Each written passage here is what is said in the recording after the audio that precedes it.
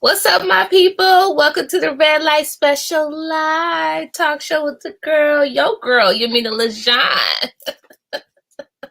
We here on Wednesdays. We was on Thursdays, but now we on Wednesdays, keeping it hot and cute and sexy. You know what I mean? We got things to talk about, But before I go into any further, let me bring in my co-host, Mr.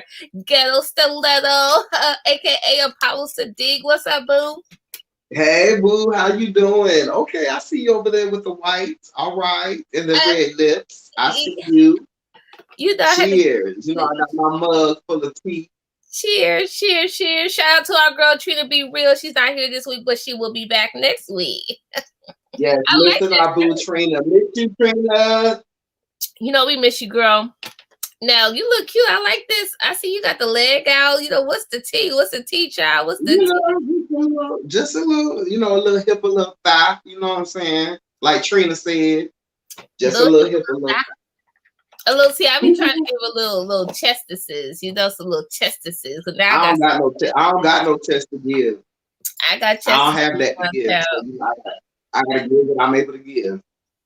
Okay. Well, we got a lot to talk about, child. Because, that Coming to America just came out. And Black Twitter been going off the chain. Everybody going off the chain. Yes. You already know that's our scene, as dancers. We're coming to America. Did you get to see it yet? Oh, yeah. I got to see it. I saw it this weekend, like literally the next day. It was amazing. I was like, okay. Now, I will say this. It didn't give me the same impact that the original did. Okay. I will say that because a classic is always going to be the classic. A remake is always going to be, it's hard to remake a classic. Right. But I will say I did love the spin. How they made it a little new age. You know what I'm saying? They tried to bring it up to times. But yeah, overall, I think really the old actors that were in the first original, the more mature ones, the ones that have been in the game, they really held the show like moved together. They brought back that same energy and essence that the original Coming to America had. So if it wasn't for them, I don't think it would have been able to capture the same essence. Oh yeah, we need the OGs up in there. Like I know the newcomers be trying to be like, it's all about us. No, the OGs is who laid it out. We wouldn't have Wakanda. If it wasn't for Zamunda, there would be no Wakanda, okay? Yes. Zamunda. Exactly. That came out in 88. Like we were kids at that time. Wasn't it 88? I think it was 88. Yeah, around that time. But the thing was though, it was such a classic for so long. So long, it was always Coming to America's coming on, like that was just like a moment, you know what I'm saying? We don't have those moments no more. Nobody really watches TV like that. Those big TV marathons that we used to have, we all getting ready, waiting on, a certain movie or something to come on TV. And it's just, oh girl, you gonna sit down at 8:00? Yeah, girl, I got my beeper ready, scheduled, my beeper timer on, you know what I'm saying? So it's a different type of vibe. And the thing that I was also thinking, it sucked that it wasn't able to come out on theaters, because I feel like box office wise, it would have had the same effect. It would have had the same effect on our community and culture as Black Panther did. I feel like people would have turned out. They would have been dressed up. You know what I'm saying? Turned out for sure. I definitely think. I don't know if it would have been as big as Wakanda, because the kids was dressing up like. Big ass Wakanda, big ass Black Panther, because the kids was trying to be Black Panther, all that. But I definitely do think the festivities with them. Well, for the older generation, more so what I'm thinking. I'm like, we would have been the ones. We would have been doing that. Yeah, we would have came out and you know what I'm saying in full force. Of course the kids, but this was definitely a movie for us. I feel it was more made for, us to kind of have that reminisce, that reminder, you know what I'm saying, of like just that old time. And it was, like I said, it's great acting, Eddie Murphy, and the way he could still do all the characters, and it's just both of them. Yeah. Arsenio Hall, man. Don't miss a beat. Just not miss a beat. Man, when he had his talk show, after they've been interviewing all the actors, asking them what it was like when they were, coming up during that time, and why they couldn't do certain things with Coming to America and all that. And I find it so interesting, but not shocking that we're finding out out about this information now, especially with technology. You know what I mean? Like Exactly. You can't really get away with it because there's going to be a meme. Somebody's going to find something. It's going to be a meme. Nowadays, you can't hide shit. So, yes, exactly. But, and I will say this too.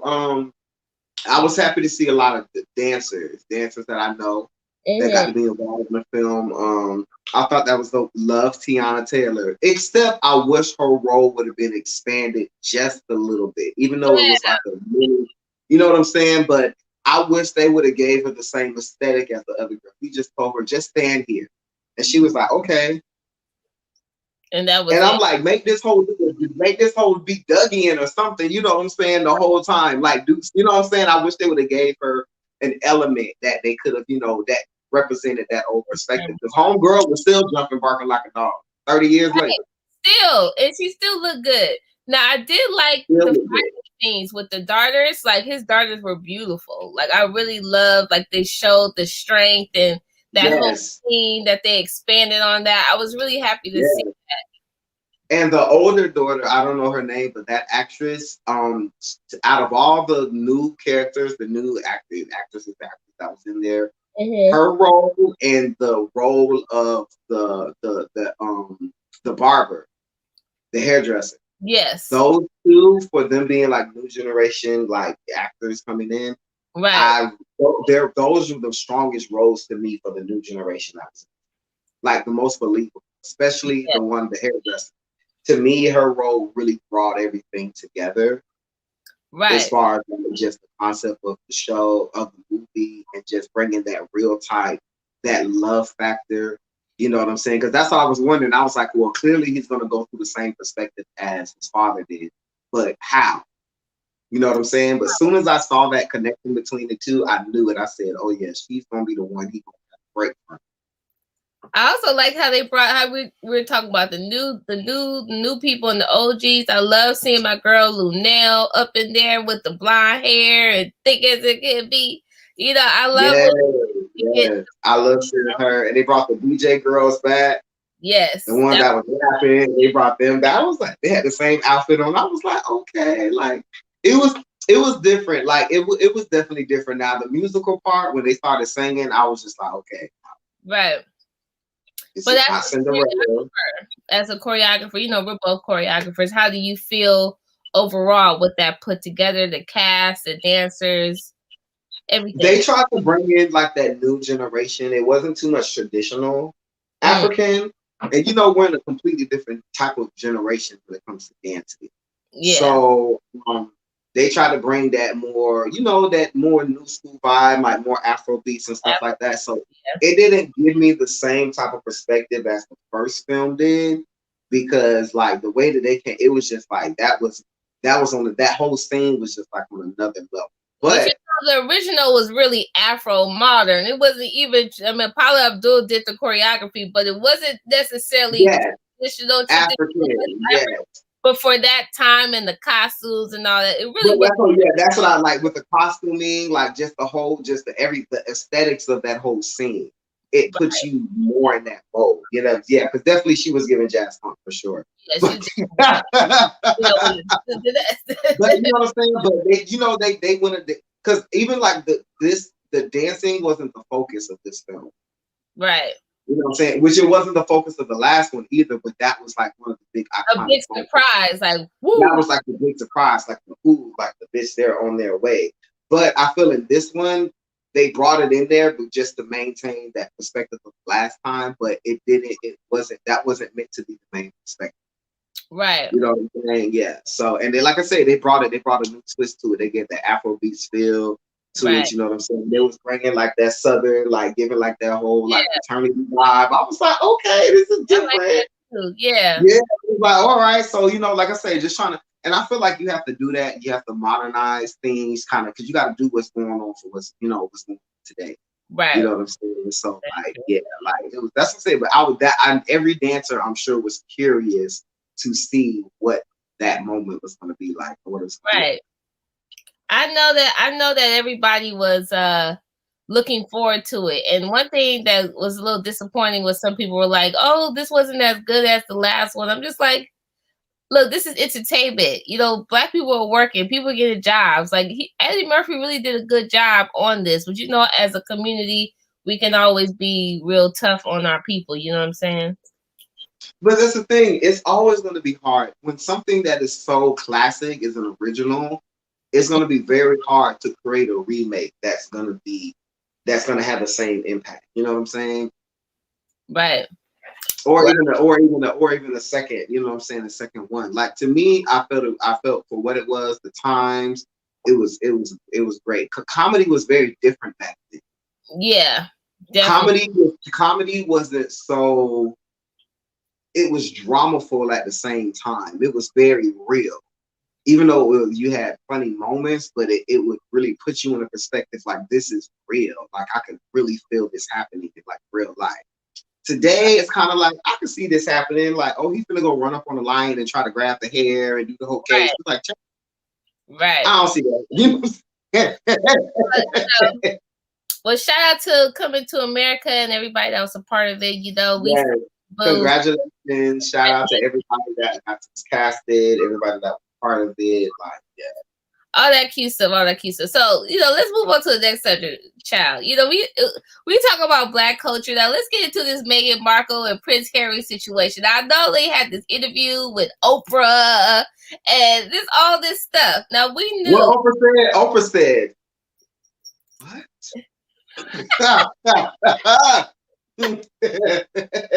Yes, Oprah. My thing, you heard right, Oprah. What I thought was interesting that Oprah had said when she asked her, like, if you did any research on the royals, and Meghan was like, no, I didn't. Like, I'm like, dang, I understand, like, when you in love and all that, and, you know, but, you know, a chick will do some research. That chick did. She did no research. You're supposed to research. You're supposed to research the common people. You know what I mean? So you definitely going to research the royals. Honestly, she lived the fairy tale life. If you think about it, she has lived the Disney. She's living the Disney princess life. Like people think that they're like, oh, she's living a fairy tale. Name one Disney princess that ain't went through no bullshit. Name one. True. Even the Princess and the Frog has some challenges. She was a frog. That was a challenge. They put Miss Sleepy, what's her name, Beauty. They drugged her. Right. And put her to sleep, bitch. The other girl, Miss Snow White. They did the same thing to her. They did the same thing. Rapunzel locked her in a prison. Right. And then Little Mermaid. All she was trying to do was she was just trying to sew. And she touched the thimble, the little needle thing, and there you go. And she needed to be kissed by a prince. And then we got Little Mermaid. She lost her voice. So, you know, yeah, they all going through. So I mean, I see it. The only girl that didn't go through nothing is Jasmine. Princess. She was good. She had a solid family. Her daddy loved her. We didn't know what happened to her mama, but we know the daddy was there. He loved her. He cherished her. She was after the ruffian. She was after rough trade. That's what she was after. She was street. She wanted that street meat. She wanted that street meat. That's what you call it, street meat. Yeah. Now this is street meat, all right. That's what Jasmine wanted. Jasmine, the thing is, Jasmine left the palace. Cinderella was locked in a dungeon downstairs or whatever. The little thing upstairs. Yeah. She left her palace to go ride around on a carpet in the hood with Aladdin. Arabian Night. Yeah, so she's living the princess like everybody that has, and she's not the first person to go through that with the royal family.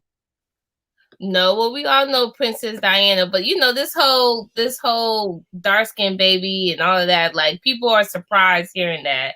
And I don't know why they surprised. That shouldn't even be a surprise. Everybody, that's why I was like, Oprah girl, you being dramatic, you selling it right now. But my thing is though, clearly that was gonna be a concern. Do we want to know how black is this baby gonna be? How much can we lie centuries from now and say that we ain't never had no black people in this blood? I understand what that's about. We all understand what that's about. It's not a shock. Because people gonna ask them questions anyway. But you should have known when they said the baby wasn't getting no security.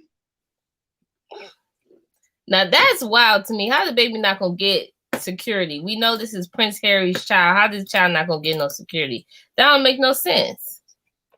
But you gotta remember, Prince, he's an option. True. They don't look at him the same way they look at his brother. So that's why they over here. They over here with chickens and a farm or some shit like that. I don't know. But they living the life. And I heard something about Tyler Perry helped them out too. I don't know, maybe I got that wrong, but I heard something. No. Yeah, he helped them. I think he called them a private jet. And I think he housed them for a little minute. Which is, I mean, you know, we take care of our people. I know over there in London, they work different than over here. I know that racism be pushed under the rug. And over here is right in your face. So, you know, this will be a little easier for her because this is her territory. So let's see what happens with this whole Meghan Markle and what you saw. The Queen put out a response, or Her Majesty. Oh yeah, I mean, well, she said herself that it wasn't them. She said it wasn't the Queen, it wasn't, you know, the grandparents, you know, but clearly other people in the family feel,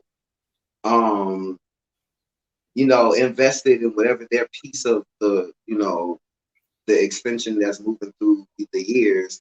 They're worried about their children or where they fall in place. It's all about, you know, where do I stand?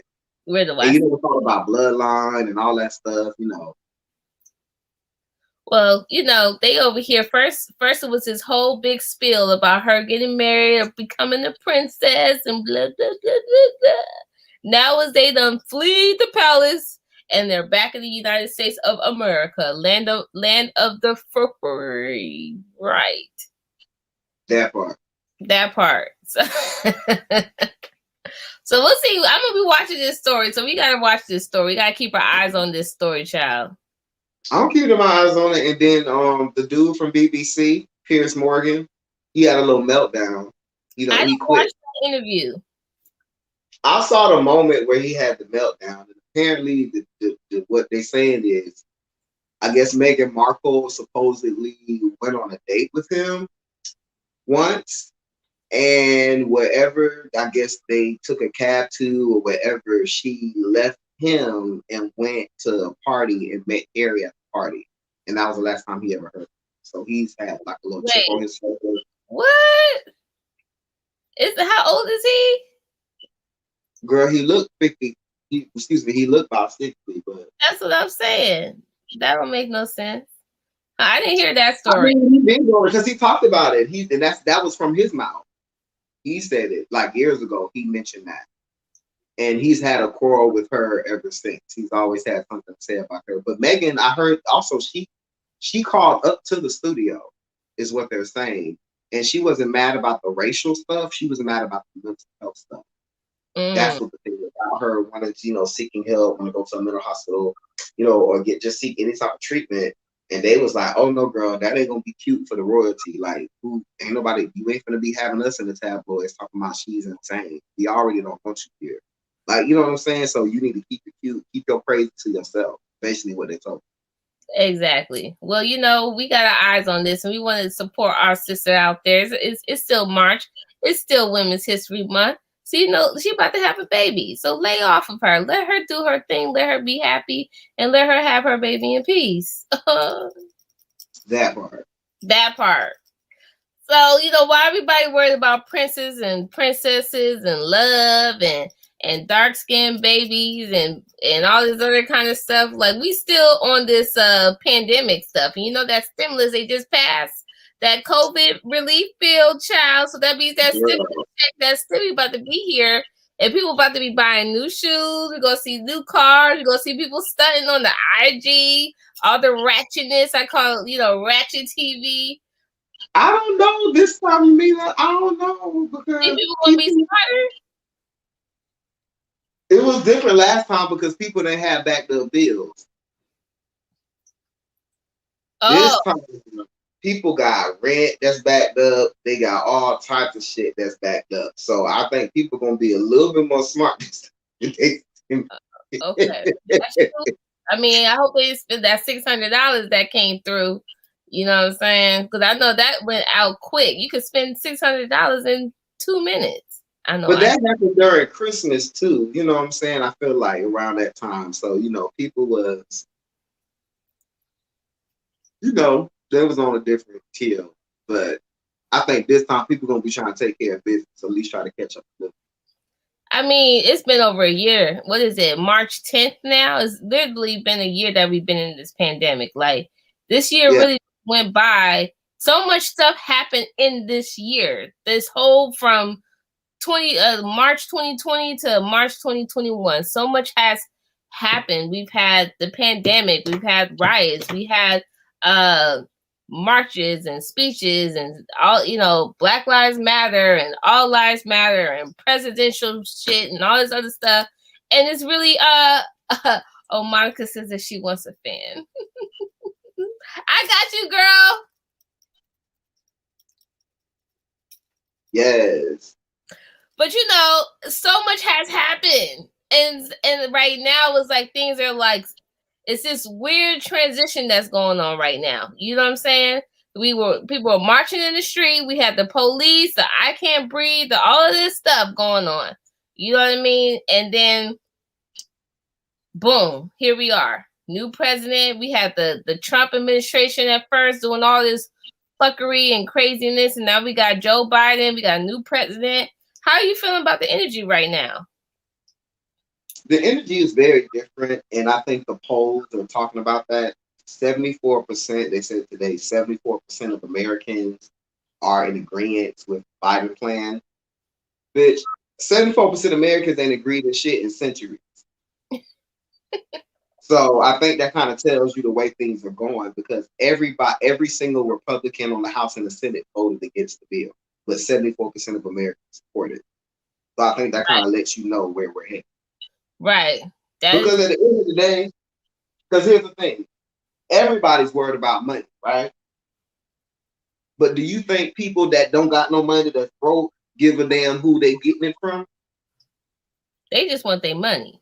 Bitch, they want their motherfucking money. So whoever's going to put a check in their pocket is who they going to vote for, who they going to care about. Right. Period. So they can give two shits. See, before it was different because people were being promised things and they didn't realize how much time went by and they still never got it.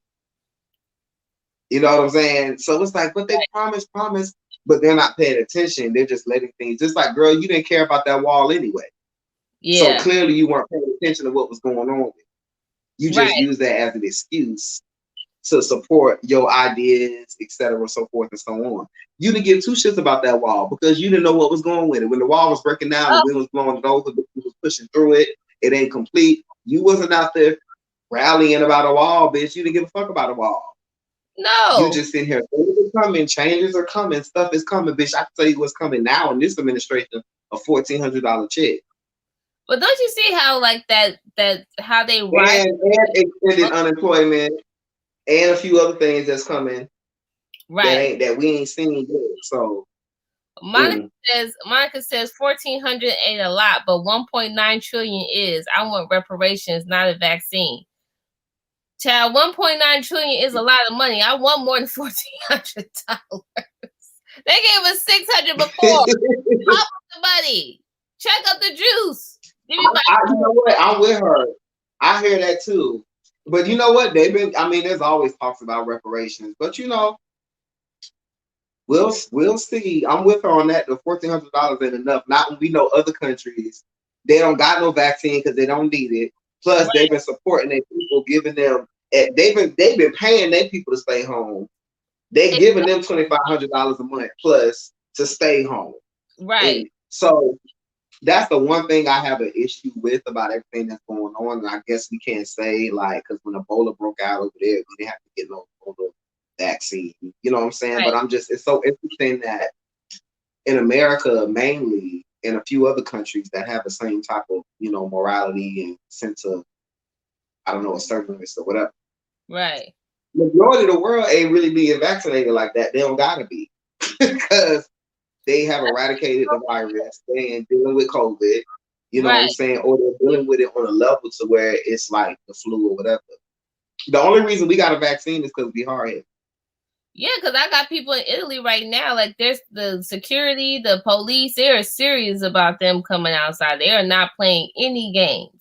They are not playing any games. Like, even though numbers did go up in other countries, but their government just ain't playing with, like you said, people getting paid to stay home. They're making sure that people are not just out and having all these gatherings and doing whatever the hell they want to do out here. We just doing whatever we want to do. That's basically what it is. I'm not doing whatever what I'm doing, what I want to do. I want to keep it safe and get my zen and my little meditation on. You know what I'm saying? See certain people wear my mask, but stay away from me. However, it is this whole mass and pandemic has created this gap between people because people need people. People need to touch. People need to hug. We can't do that. So it's going to make us more cold towards each other. And this, I think this is all part of the plan. You know what I mean? All of this is part of the plan. But at the same time, you know, you still got to, you know, be precautious with what you're doing. But this is all part of the plan. I'm honestly not upset about masks during flu season, to be honest. I'm not either. Because people are nasty mofos. Certain things that we've turned into, but honestly, this is the thing. This is the age of Aquarius. So we would not have ventured into this new path of digital everything unless COVID happened. Right. All these drastic changes that have happened this quickly beyond just because you got to think this is the world thing. It's not just the United States thing or just a country. Like the whole world was affected. We were all forced to literally transition at the same exact time. Right. That's a rare thing. Like that's a rare occasion to happen where the whole entire world. Don't matter who you are, if you're a celebrity or if you're poor, if you're rich, you know, everybody going through it. For real. Everybody. And I tell you, like, there hasn't been a moment. Because, you know, when other countries go through stuff, we hear about it. And it's like, oh, that's so sad. And we go about our day.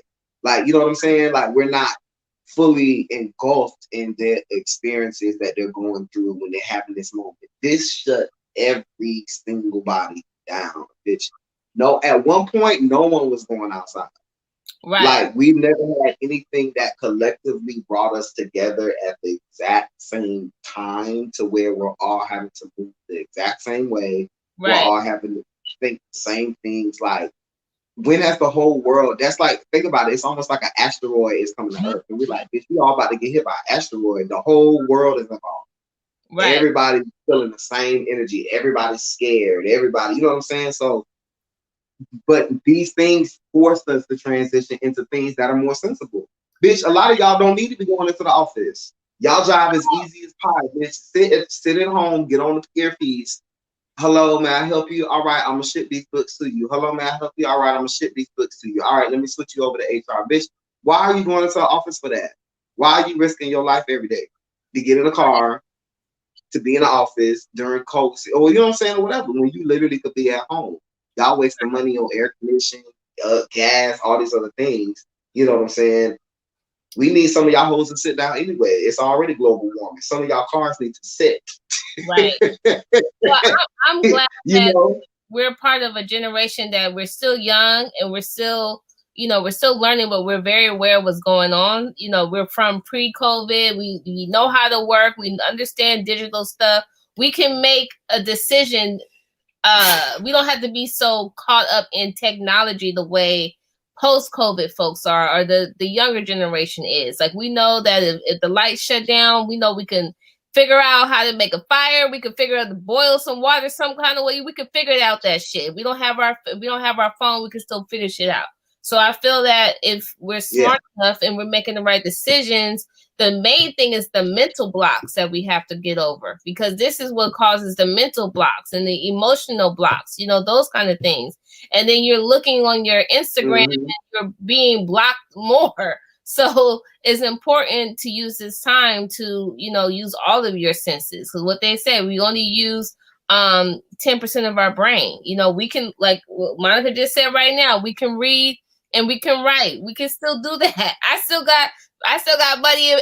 You know, I'm still the rubber band man. You feel me? That ain't never go away. I still got my stacks of rubber bands, child. You know what I mean? I'm not keeping it all digital. I still keep something in the shoebox, homie.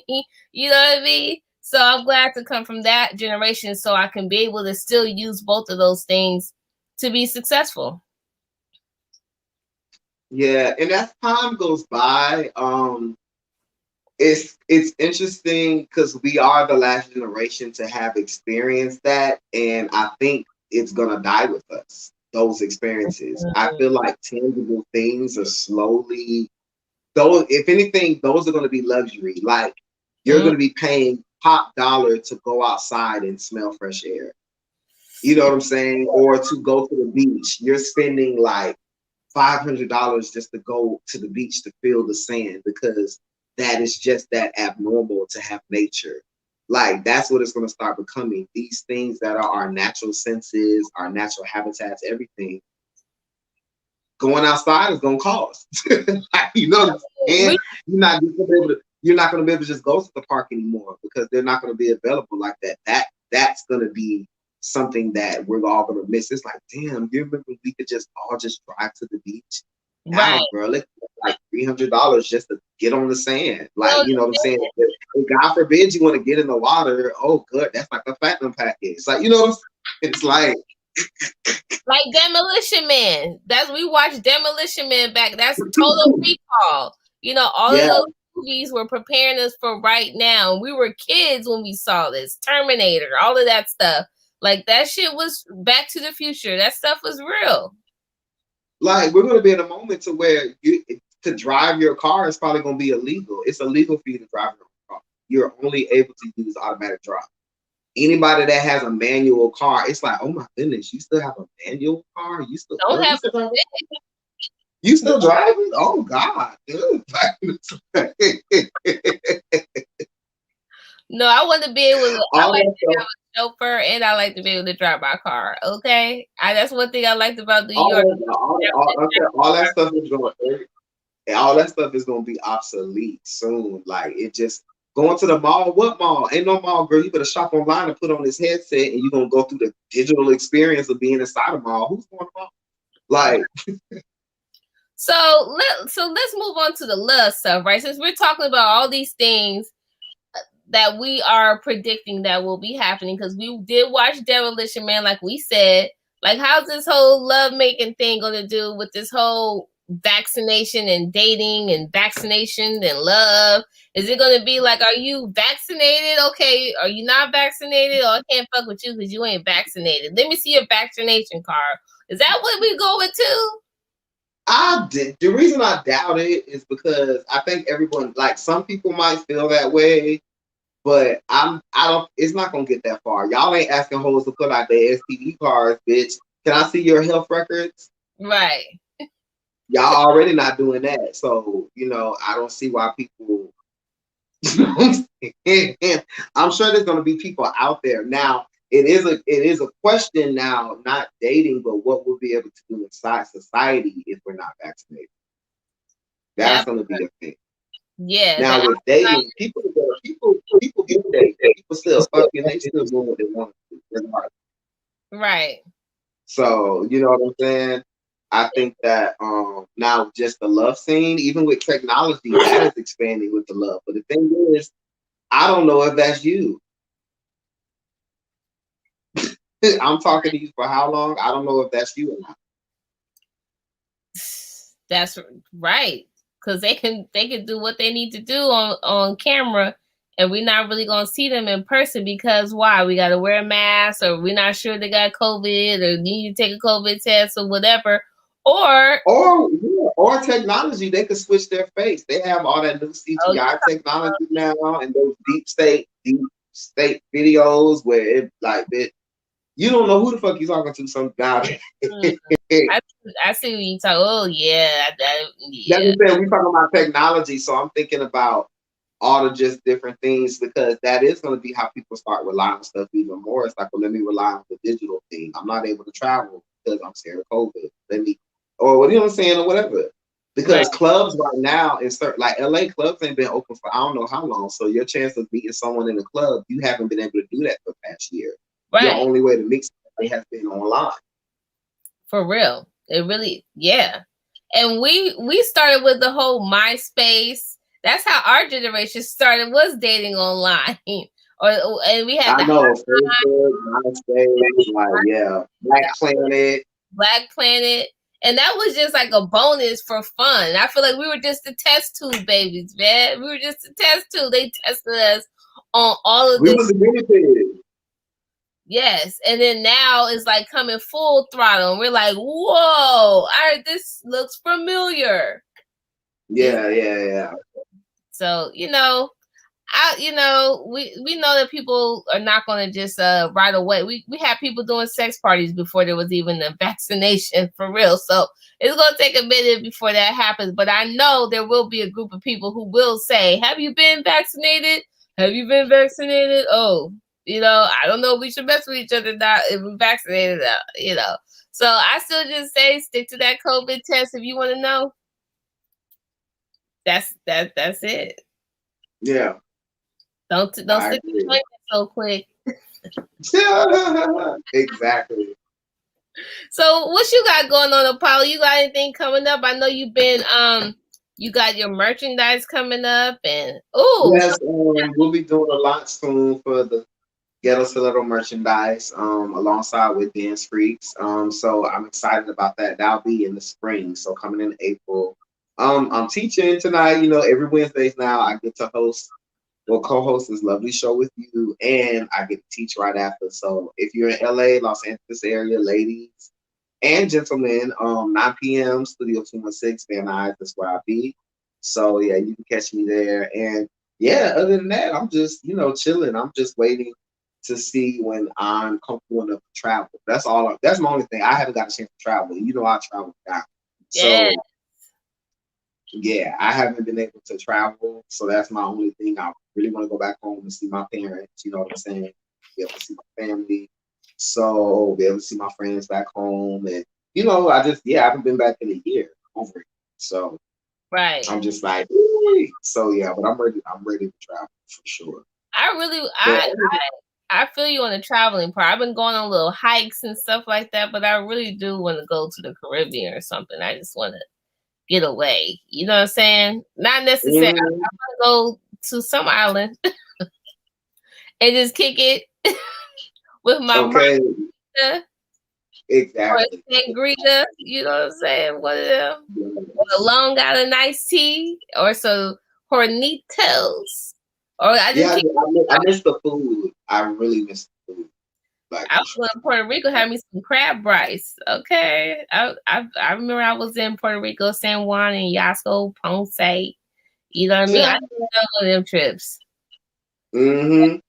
So I hope we've been saving our money. Saving our money the best way we can, even though folks has been backed up on bills. But we still got to do the best that we can, and always check up on your friends because you never know what's going on.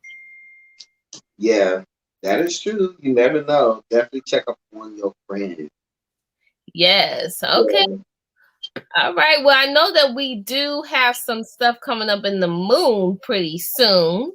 And we'll be talking about that next week, get into our astrology, because we both are the Scorpios up in this month. Yes. So, yes, the Scorpio energy has been like, I just really been on this cool vibe right now. Just taking the lead of everything that I need to do. You know what I mean? And, yes, exactly. Yes. Oh, Monica says, great conversation. I like Ghetto Stiletto. Oh, thank you. Thank you very much. Appreciate it. Yes. And since it's Women's History Month, there's a couple women I would like to shout out. I would like to shout out first Bessie Coleman, who was the first licensed African-American female pilot known as Queen Bess. And she's also the first Native American, African-American and Native American. I also want to shout out to Sojourner Truth. She was very famous, known for her speech, Ain't I a Woman? and she worked with Frederick Douglass, and she did a lot for the women's rights movement. I don't know if I got to shout out Eartha Kitt, the original Catwoman, or the second original Catwoman, but she is our original Catwoman because she is the first Black and the only one. Well, not only because Halle Berry was Catwoman, but before Halle Berry, we had Eartha Kitt, and also we want to shout out Toni Morrison, who was a novelist, essayist, book editor, and college professor, and she wrote that book Beloved. So we have some powerful women who have paved the way. So as you mentioned before, we still got to give homage to the OGs, because it's very important to know where we're from and what we're fighting for, and why we fighting, and why we pressing for it, and why are we doing what we doing. Okay? Don't be fake Black woke. We can't have the fake Black woke. You can't say Uncle Tom, because Uncle Tom was actually a guy that was actually helping his people. Yes, give him his. Yep. So, but happy Women's History Month. Anybody want to shout out Apollo? Oh, also let's speak of women's history. Cardi B, she was the first female rapper to go diamond for Kodak Yellow. For Bodak Yellow. So that's it was a few other women in there too. Wow. It was about 5 or 6 of the women. Yes, Megan Thee Stallion and Cardi B, that WAP, they were first female group that went multi in that fast. I think in the first 5 days, something like that. So So it's been a lot of congratulations on that. Oh, congratulations to Doja Cat, by the way. I have to bring her up. Have you seen her new video yet?